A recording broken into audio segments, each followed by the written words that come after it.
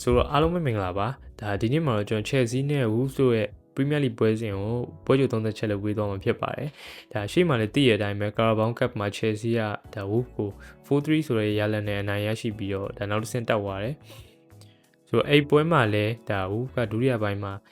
အကောင်းမွန်တဲ့ခြေစွမ်းမျိုးပြပြီးတော့ Chelsea ကို3ဂိုးထိပြန်သွင်းထားတာတွေ့ရတယ် Carabao ကိုတေးကျထားတာကြောင့်ပြန်ပြီးတော့ရုန်းကန်ပြီးတော့ကန်မှုတော့ရှိရယ် Wolves ကလည်းတန်းစင်းဆုံးမှာ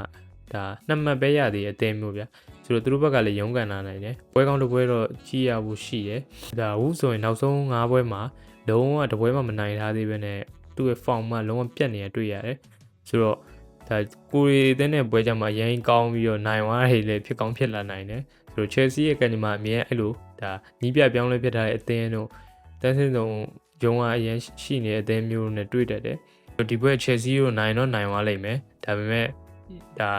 တစ်ဖက်ကလည်းတေချာကန်မှာပဲလို့ကျွန်တော်ထင်တယ်ပြီးတော့လူထုတ်ပုံကိုကြည့်ရမယ်ဆိုရင်ဒါသူတို့ Carabao နဲ့ပွဲမှာအနားပေးထားတဲ့ Liam Delap ဒါတောင်မနက်ဖက်ကခဏချိုးရယ်Pedro Neto ရယ်ပြီးနောက်မှာ Joao Pedro ကွင်းလယ်မှာ Enzo ရယ် Caicedo ရယ်ဒါ Cucurella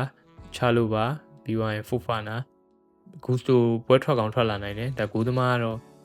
ထုံးစံတိုင်း Robert Sanchez ပဲဖြစ်ပါတယ်ဆိုတော့ Premier League မှာဘာပဲပြော Chelsea တို့ကလက်ရှိမှာအခြေအနေမဆိုးတဲ့ထဲမှာပါတော့ဒီလိုပွဲမျိုးမှာတော့ကျွန်တော်အမှတ်ပြရစီခြင်းတယ်ဒါပြီးရင်လည်းအရင်ဟိုလိုမျိုးကြီးမရှိပဲနဲ့ international break တွေရှိရဗျာဆိုတော့ဒီပွဲမှာရှိသမျှလူစင်းအကောင်းဆုံးနဲ့အတကုံကန်ပလိုက်စေခြင်းတယ်အဲ့ဒါမှဒါအမှတ်တွေစုမိဆောင်ပြီးဖြစ်မှာ top 4ဝင်မှုပဲဖြစ်ဖြစ်တိုက်တဲ့ contender ဖြစ်ကြိုက်တာဖြစ်ခြင်းဖြစ်ဒါပေမဲ့ကျွန်တော်ပြောချင်တာကရသလောက်အမှတ်တွေစုဖို့လိုတယ်နောက်ပွဲညပွဲချက်တွေအများကြီးရှိရဗျာဆိုတော့ကျွန်တော်ရဲ့ခံမှန်းချက်ကတော့ဒီပွဲမှာ Chelsea 2-1ဒါမှမဟုတ်3-1ဆိုရရလက်မျိုးနဲ့နိုင်သွားမယ်လို့ထင်တယ်ဒါပေမဲ့အမားတွေမလုပ်ဖို့လိုအပ်ပါတယ်